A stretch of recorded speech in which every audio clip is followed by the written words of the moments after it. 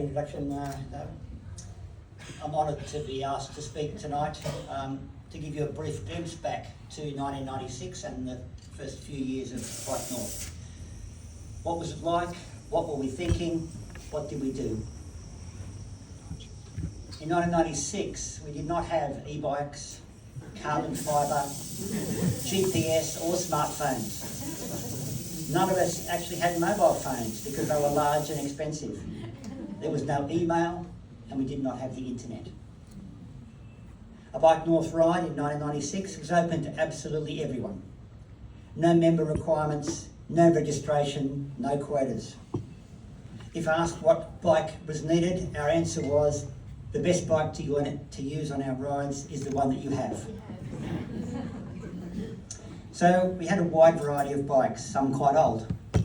In the first few years of Bike North, you would have seen many mountain bikes or flat bar bikes with wider tyres we called a hybrid.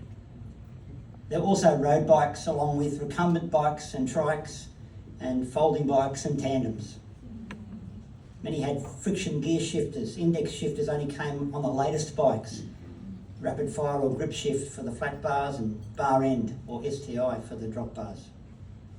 Almost all the frames were made of steel, noting that the Tour de France was won on a steel bike in 1994. Mostly we rode with flat pedals and sports shoes, and we wore t-shirts. Cycling jerseys soon became popular, mostly from Netty and Ground Effect, and I note both these companies are still in business. While bikes and equipment have changed, the essence of cycling has remained the same. Use the most efficient machine ever invented for travel and transport. Commute to work or school, improve your fitness and health, and make a contribution to a cleaner environment. In Bike North, we did not call ourselves cyclists, but rather we were bike riders. The distinction is subtle but important. Not everyone can see themselves as a cyclist, but anyone can be a bike rider. Bike North was not a cycling club, and we never used that term. There were plenty of sporting cycling clubs in the area, and we were happy to point members in their direction if that's what they wanted. Rather, Bike North was established, as Neil mentioned, as a bicycle user group, a BUG, under Bicycle New South Wales, with our goal later succinctly summarised as making cycling better in northern Sydney. Our rides program was designed to enhance the fitness, confidence and route knowledge of members so they could ride for transport.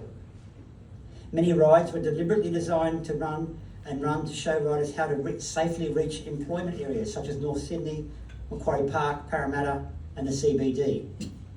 Our highest goal was utility cycling. To that end, all our rides were planned to start and end at public transport nodes, mostly train stations, sometimes ferry wharves. Our rides mostly started and finished within the Bike North local areas, and riders did not generally travel in cars to reach the start of our rides. It was clear to us that Bike North needed clear structures and procedures in order to be successful, and we were very well served with many clever, competent and willing workers. Our rides program was rigorously developed with route approvals and grading and strict rules about the pace of rides. Soon we had a huge number of routes to choose from. Our policy was to run easy, medium and hard rides every weekend. Ride leaders took on the responsibility to run the rides to suit the program and not necessarily just their own preferences. We established Bike North's rides protocols and ride leader training programs. These were taken up by Bicycle New South Wales, and I was deemed to be the master ride leader, so that I could then train and assess other ride leaders from all over New South Wales. Very quickly, Bike North became a strong leader in the bug sphere. We wanted to get more riders on bikes and not just members on our rides. To do that, we needed to advocate for safer places to ride. We were involved in a broad range of activities that I can only just briefly list tonight. lobbying state and local politicians to provide more funding for planning and building cycleways, including during election campaigns. Advocating for the rail trail project for cycle paths along the railway lines from Milsons Point to Hornsby and then down to Rhodes.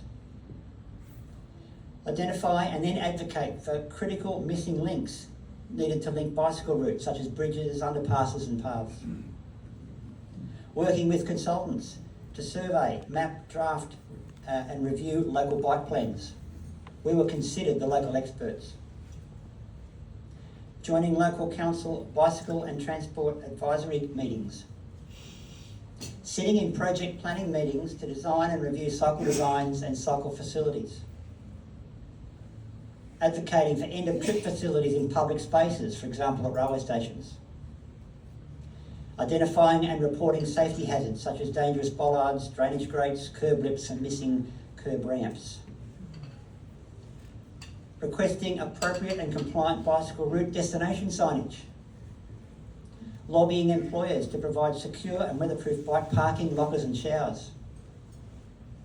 Providing community information and outreach stalls in many local areas, and the Willoughby Fair continues to this day.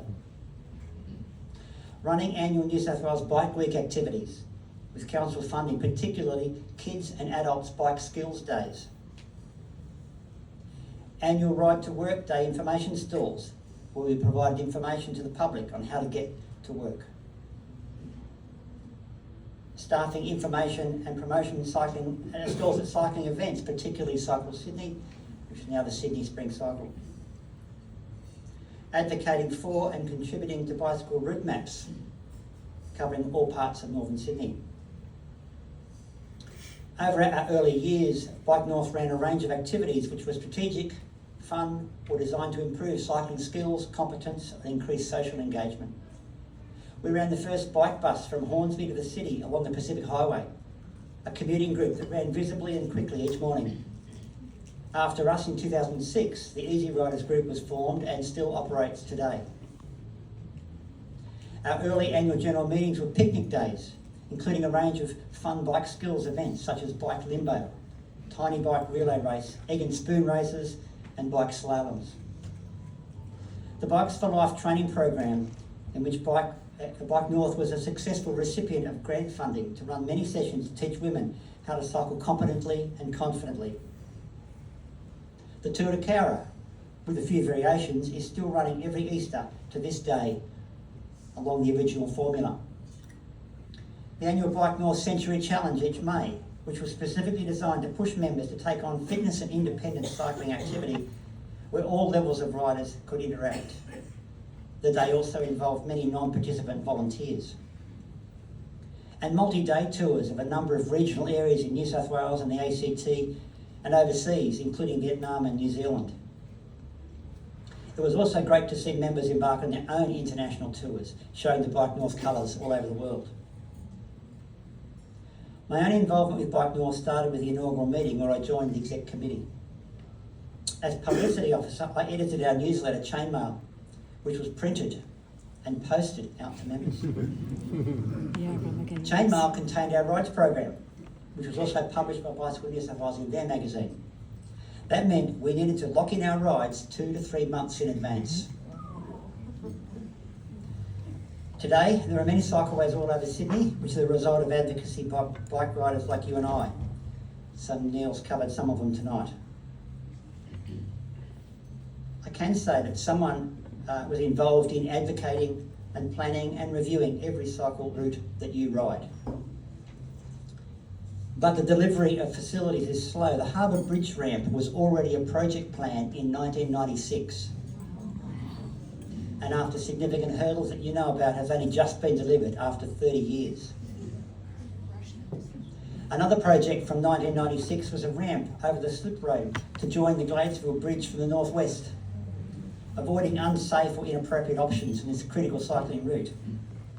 This ramp has not been delivered and needs you to take on this project.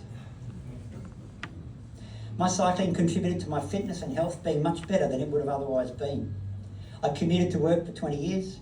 I participated in many big cycling challenges, even cycle races, and one huge cycle tour across Australia.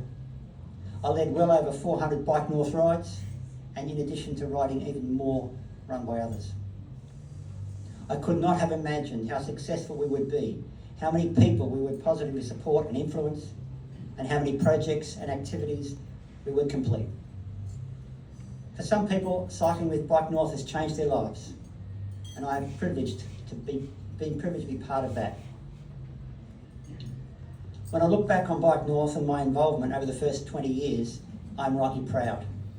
In addition to all our achievements, I made many great friends and had a chance to volunteer to help a great cause. I also thank all of my Bike North colleagues, many of them here tonight.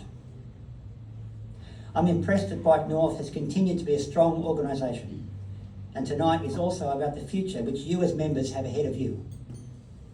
Us old fogies have passed on the baton to you, and I hope that through each of you, Bike North continues to remain successful and takes on meaningful activities for the next generation of bike riders. In my short talk tonight, I could only list points and hope that learning about our past has given you some ideas and will assist you with planning for the future. I'll be happy to chat to anyone afterwards. Thank you for your attention.